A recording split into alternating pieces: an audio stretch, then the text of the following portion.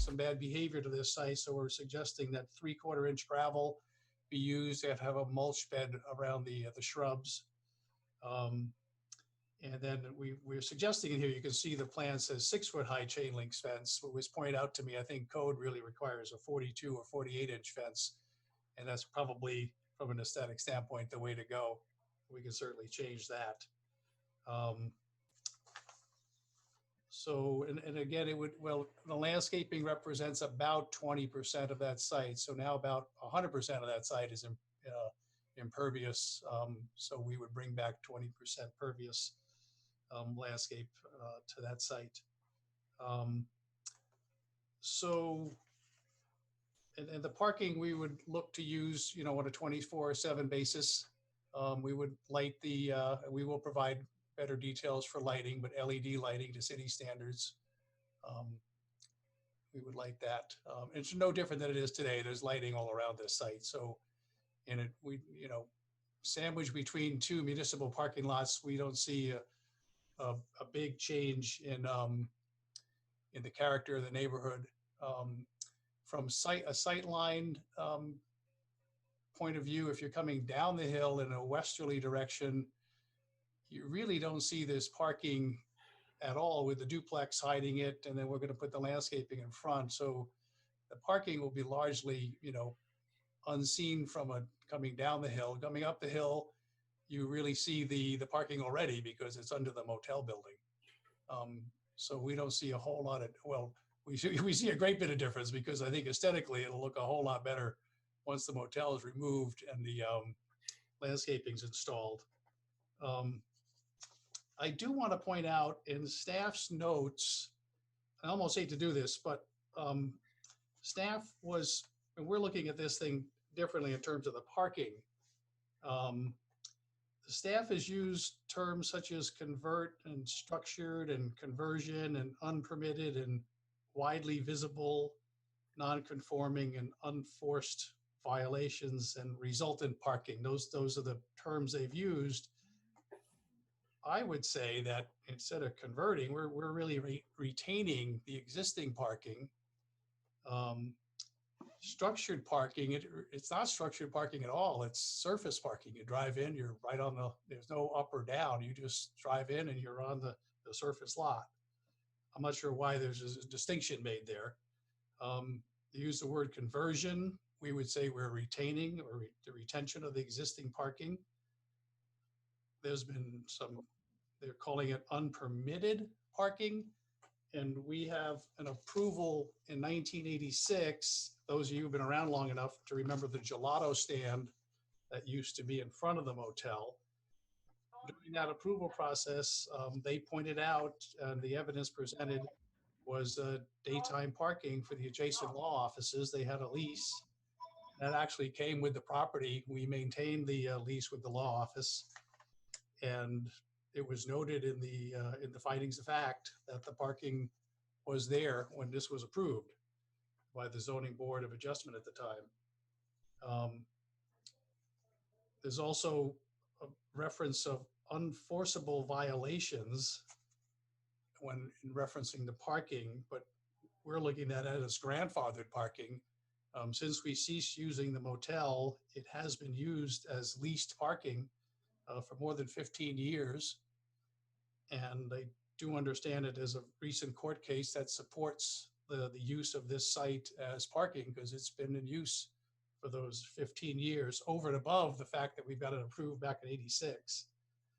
And then the term resultant parking, we're saying, well, the parking already exists. So we're thinking that this should be an easy decision, especially when everybody in town would like to see this motel removed.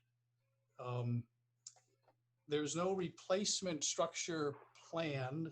Again, it's a unique situation. It's a very narrow site, and I explained to staff that it doesn't really make sense to try to fit a building on this site. It just doesn't make sense. And it'd be a lost opportunity, I think, for the city if we decided to go that route. So we're looking as still for a cooperative approach with the city at some point to develop this site entirely. So those are my thoughts. I'm happy to answer any questions. I have one quick question from Mary, and then maybe other board members too. Mary, is this the kind of thing that falls under the 1 year? Is it 1 year requirement that they come back and have a formal development plan? Let me defer to Scott, who's the project manager on this review. May I do that? Sure. I'll toss it to you, Scott. Okay. So 1 year, are you referring to discontinuance? No, or are you talking about replacement structure? Building, you're supposed to have plans to replace it rather than just tear it down. Right. The standards of section 548 refer to, I believe it's within 12 months. Mary, correct me if I'm wrong, for replacement. Yeah. And this qualifies for that. Yes, Yeah. Demolition of an historic building requires a development plan approved and the building replaced within a year. Right. So if I may just briefly point out, so there's a I'll call it a unique interplay here between Article 14, which is mostly administrative because of the form code, but also board review because of the historic preservation criteria. So this building is listed, so that triggers section 548, the historic preservation standards. The demolition requires conditional use review, so Article 3. So historic preservation, conditional use are before the board. I just pointed out some items under Article 14 for the benefit of the applicant and the board. Should the applicant choose to move forward with this, actual demolition will need an administrative permit followed by board review under the historic preservation and conditional use standards. That said, under Article 14, I don't want to belabor the point too much because it is administrative. Under the form code, structured parking is defined separately from a garage, which is defined separately from a parking lot. For a garage, think the Cherry Street garage, right? It's a garage. Structured parking is basically what's here now, and the board has approved a couple projects in similar configuration by Redstone. There were a couple on North Winooski, where it's basically at grade parking under the building, but there's conditioned building space up by the road, and then something similar at the top of Depot Street. So there is a distinction there in terms. The punchline, as I see it for the board, is demolition is possible, but the zoning code calls for specific criteria to be met for replacement. And to be clear, this could be turned into a park, right? It really could. But what's depicted in the sketch plan isn't a park. And landscaping is part of our purview in this district as well. That's true. No, it really isn't. No, landscaping is part of it. So in landscaping would come into play under the so-called civic space standards, right? Which is under Article 14. If the applicant were to actually make this a park.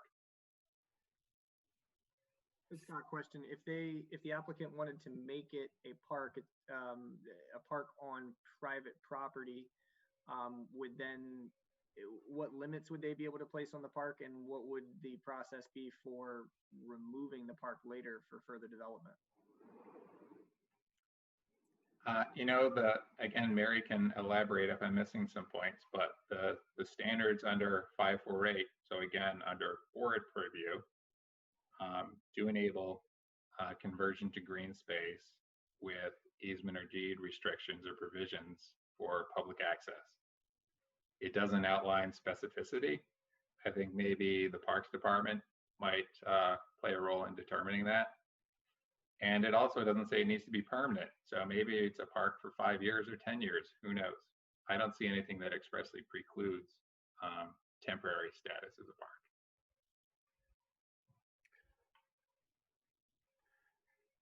So we haven't really gotten to the substance of what's in front of us in a way, the visuals of it, I suppose. Again, I would define though, Brad, that the first threshold is getting through the requirements of section 548. Yeah. Article 14 of the code first says if historic buildings are included, particularly in this instance, the request to demolish buildings that have been listed as historic, you have to pass those standards first. right, and we have no powers to address that, really, it seems. We have no what, Brad? I'm sorry, I missed that. Us to address those standards, basically.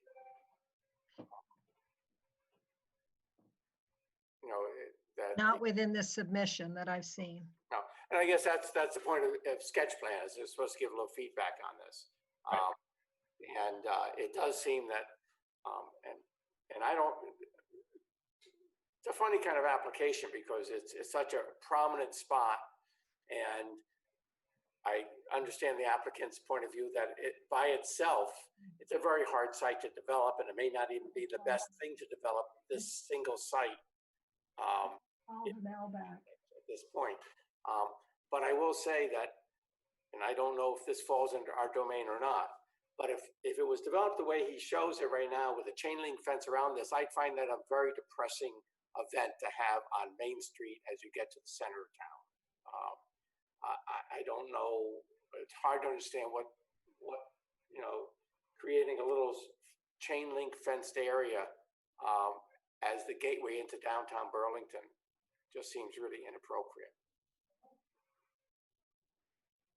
No. Yeah, may I speak? Jeff? Oh, okay. I didn't know how this would work. I'm happy to remove the chain link fence. We just thought that it could create a pocket where, and I think in the entire lot, if it was turned into some type of park or recreational area, it's somewhat counterintuitive because it's on the backside of the firehouse, the backside of the library, the backside of Memorial Auditorium. There's really, and nobody lives around it. There's really no compelling reason for anybody to recreate here. So that's part of our thinking here is it really would be a shame to, parking is much needed downtown, and the people that are already parking here would be very disappointed because they're not paying. Anyway, it's very counterintuitive to landscape this to the full extent. But we're happy to remove the chain link if we think that's, not the right way to go. Well, it seems like you're burdened by having a very prominent spot, and Yes. that some response that's needed. How do you think you're going to address that 1-year requirement for the historic building? I mean, we don't think the 1-year requirement applies here again because we have an existing surface parking lot. Still tearing down a building. We're tearing down a building that I'm guessing we'd get, if nobody agrees with anything in this town or everything, but I think we'd get close to 100% approval for tearing down this building. So, I mean, I'm happy to look at other ideas, but they would be short-sighted.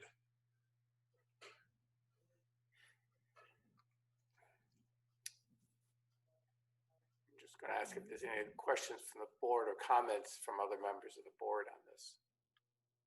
Jeff, this is Springer Harris. I'm curious, does the building as it stands right now with the structural issues of the roof prevent any immediate hazards to the individuals who are using it for parking right now? It will, because the roof leaks. So, some of that construction could start to come down, not right away, but it's, so at some point it's leaking. Yeah. Scott, does this then become demolition by neglect? I couldn't say if we're there yet. That requires an assessment, but sure, if it's just left, it could end up like that. The roof is a sure way to destroy a building. Right, if the roof is let to fail, yeah. Yeah. I'd hate to be the one to be labeled demolition by neglect. I really would not want that to happen. Sort of what you're claiming here.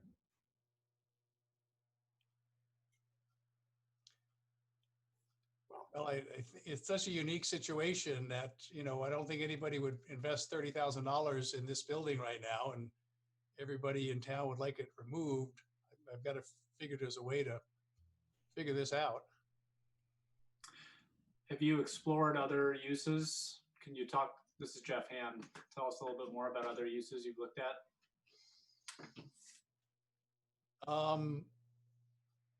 One idea was to use it for food trucks. Somebody thought that would be a neat idea.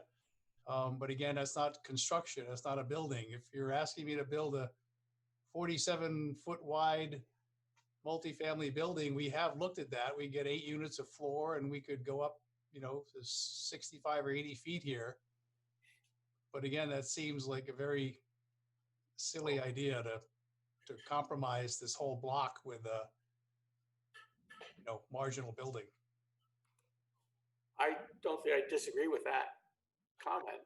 It just, you've got a bit of a dilemma. What about redeveloping it with the lot you own adjacent to it? We could, but then I've got to go, Mary and I have to agree to tear down another historic building. So we thought we'd save that for another day. I mean, we have a number of different plans that we've developed going back all the way to Michael Monti and looking at, subsurface parking. I mean, it really, if you want to get into this a little bit more, it really cries out for some type of municipal parking with a building above it, or structured parking behind the building that would go up on this corner. And, you know, to create a more user-friendly central business district where you actually capture the cars before they enter the downtown. I mean, if you want a pedestrian-friendly city, this is really where parking, you know, public parking belongs. Right now, it's very counterintuitive to the way we've developed our downtown over the years, where we all claim we want a pedestrian-friendly city, but then our major parking resources are in the center of our central business district instead of on the periphery. So we've always thought that, you know, at some point, somebody's going to figure out, well, wait a second, why don't we just capture cars before they get to the downtown? So this would be an ideal place for that to happen. I think at some point, the city's going to be ready to develop that corner. So again, and whatever happens to Memorial Auditorium, you know, that's a whole nother question, but that could be decided fairly soon here. Because that's really demolition by neglect. If you want to talk about that, that building is in tough shape.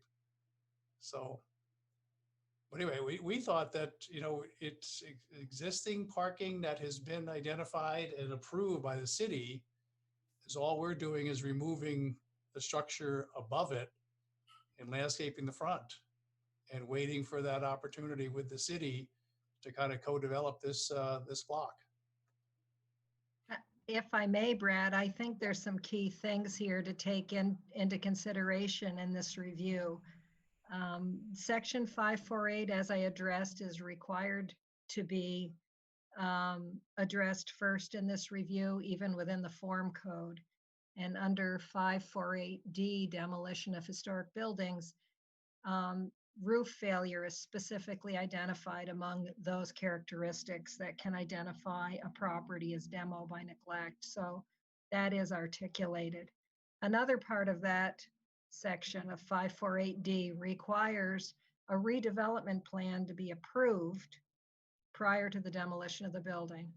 And it appears from the testimony that the applicant and the owner today is asking for the DRB to be willing to wait until whatever time is appropriate for him to redevelop the property. And if he's been holding it since 1995 and that redevelopment opportunity hasn't occurred yet, we have to review this application under the regulations in effect. Well, I don't see how the DRB could approve demolition of the building and waiting. Let's not have that argument. Sketch plan. We understand. No, but the timing is very important in this review. But we can't approve anything on sketch plan. No. Correct. We're just talking about sketch plan. But we are looking at what the issues will be when it comes before us, and this is giving feedback to the applicant as to what. I understand, but I just want to make sure that we're not making any determinations outside of our scope of sketch plan. No. But it is entirely within the scope of the ordinance it will be reviewed under. That may be. Yeah. I guess I would also throw in, just in terms of feedback, as offensive as one may say the condition of the building is, I don't see what's on this plan as necessarily preferable to be on that site. And that's just my view of it right now, in terms of what's being proposed, in terms of coming down the street and seeing this versus what's there today. And if we're going to give up this building temporarily until future development, I'm not sure this is a good deal for the city visual. I would second that, Brad. I think I'd be very suspect to see this application presented as a final application for approval. I would counter that to say that I think I hold the opinion that seeing basically anything other than a falling down, dilapidated, abandoned building as soon as you pull into town would be better. One might say that there's an obligation to not have a falling down, dilapidated building, but. Yeah, I think that, as I'm looking at this site plan, I think that, one of the sort of criteria that staff has identified is that this could really be an opportunity to turn this into a civic space, and I'm just not sure that we're there yet. And I would much rather see a sort of welcoming green space for the city as this sort of entrance space than sort of like a kind of half park with parking garage. But I also agree with Brad that, you know, while this building is falling apart, we do kind of want to avoid, part of that is as, you know, not repairing the roof and doing other things to keep it up. So. And I have some issues with private landowners being pushed into creating civic space. Yeah. Understood, but he is asking for an accommodation here. He otherwise would be required to come forward with a redevelopment plan to get any approval for this. So it's, you know, it's really the private landowner's choice to come back with an application that likely does not meet the ordinance requirement, seeking authorization to remove this building, or come back with a plan that could be approved. And I agree with staff that I think, you know, if this is a holding pattern proposal, the best benefit for everyone that I think could actually be approved would be some sort of civic space. Is there, and is there some type of adverse effect to a property owner who must demolish due to neglect? Are there fines or penalties? If it's found to be demoed by neglect, yes, I mean, that's handled through an enforcement action.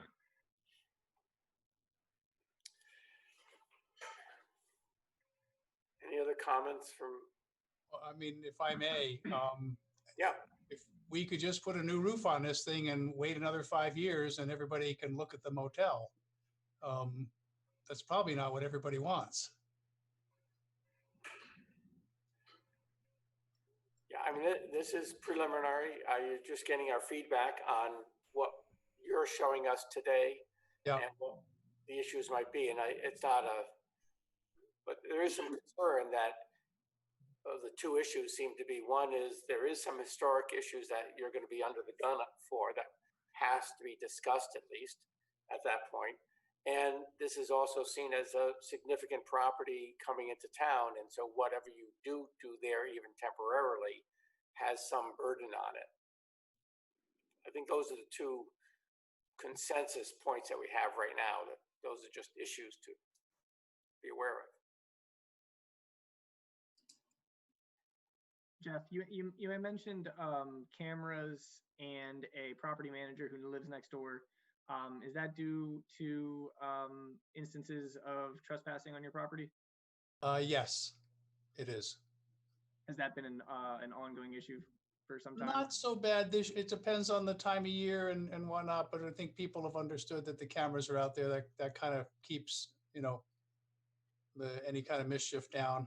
But we've had our issues over the years. Yeah.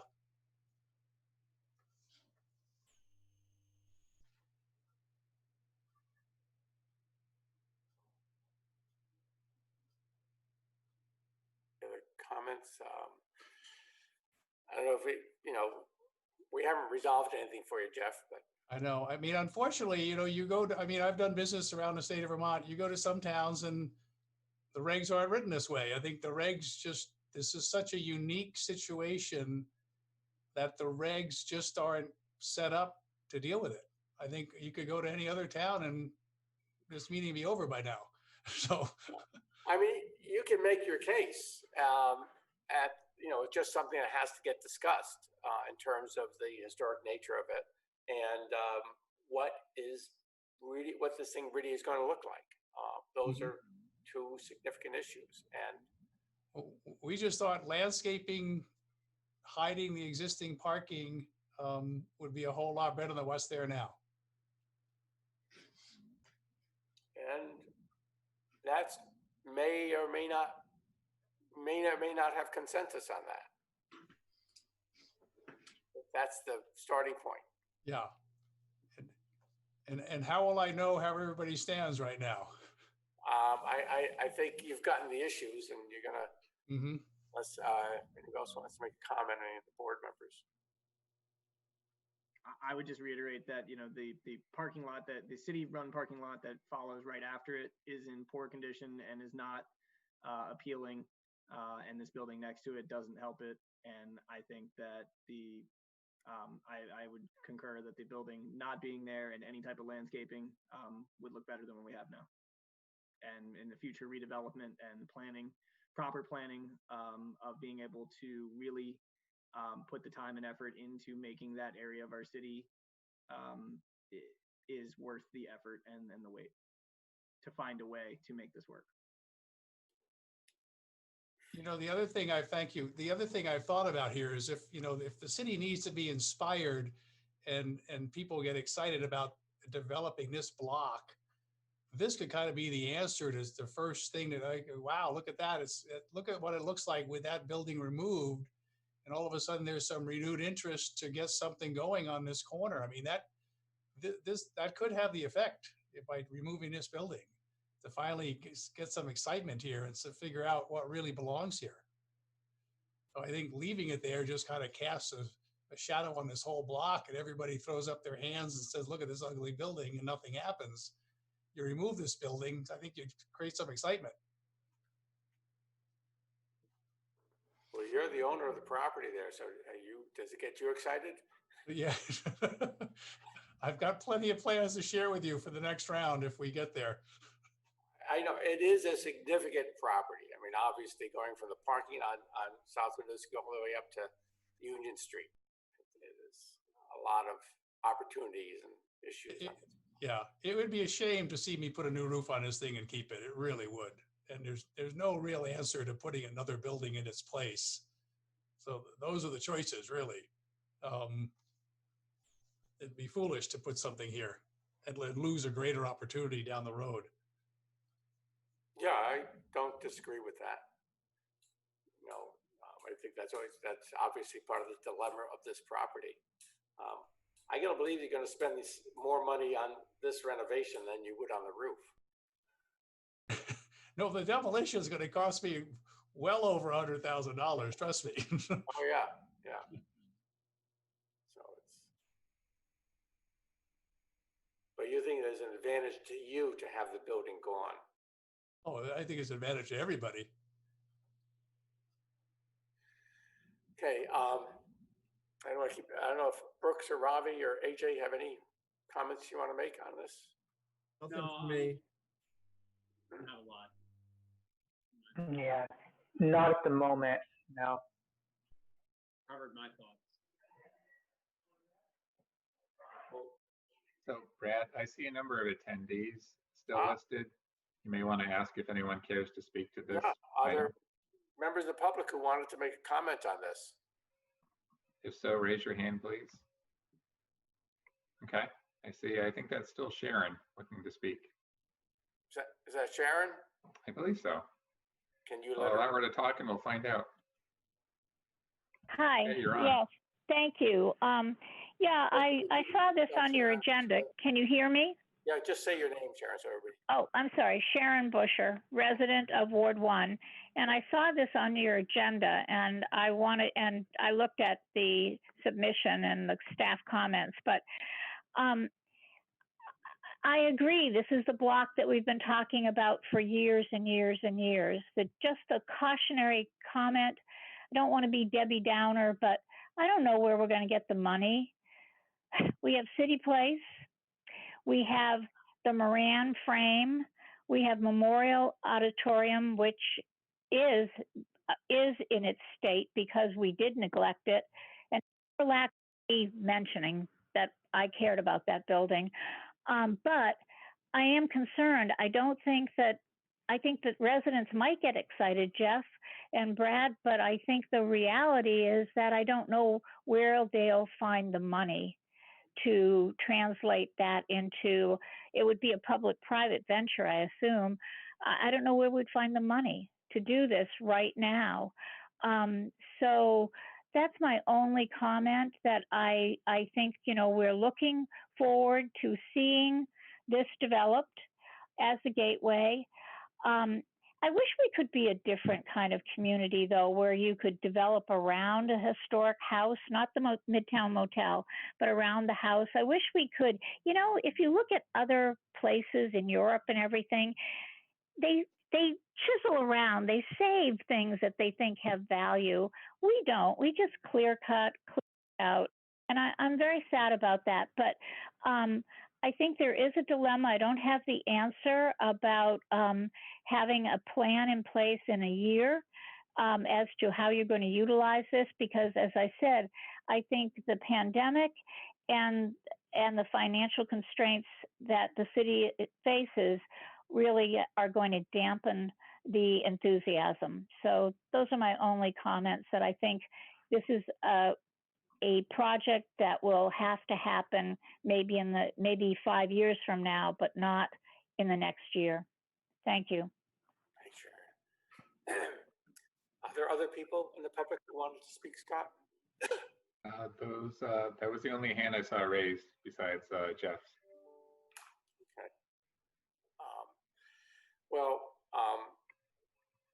I guess there's some openness to what you're proposing, Jeff, but I guess my view is, boy, it needs to look good from day one, and I guess it's going to be, how does one address that 548 issue from the code? We gotta go with the code. There's no other solution. Well, There's a. I just I wonder, is there and this is my lack of understanding of the historic nature of it, but is there a way similar to, I remember in the meetings with the Bove's restaurant, where somehow the facade of the motel is kept, and maybe that is some type of much smaller building, and then behind it is just the parking lot? Does that maintain historic nature if the facade is kept or maybe updated?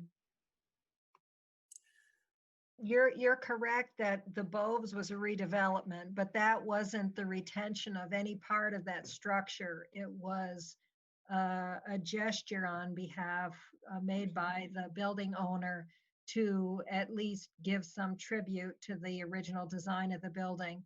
But it's a good comparison because that lot is only 40-something feet wide as it fronts Pearl Street, as this lot is.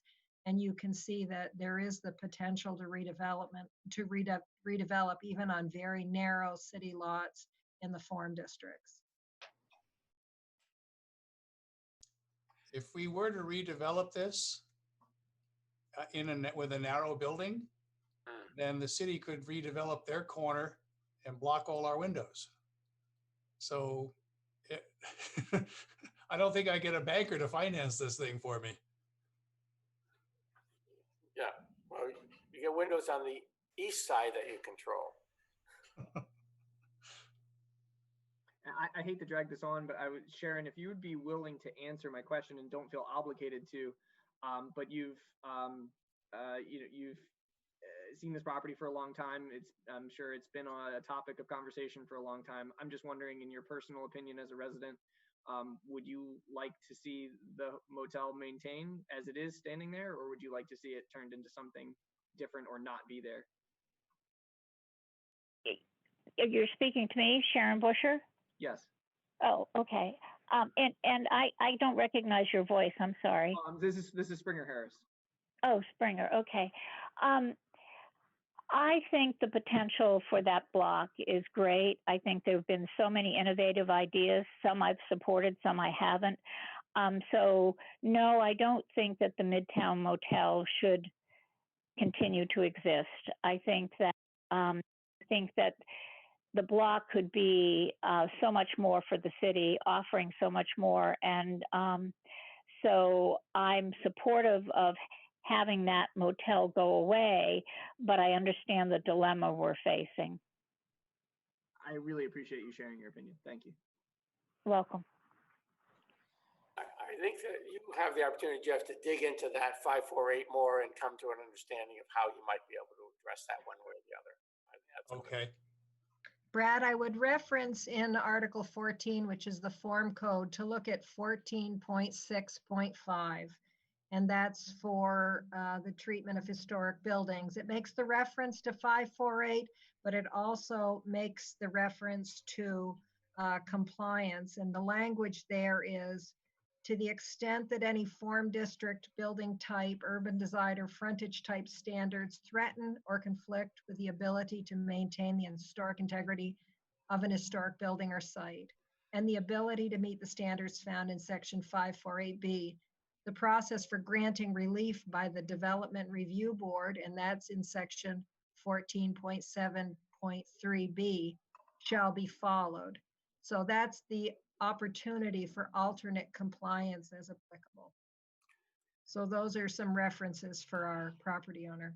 Yeah, I think you can dig into that a little bit more, Jeff. All right, we'll take a look at things. Okay, All right. Thanks, everybody. thanks for the efforts. Thank you. You, Jeff.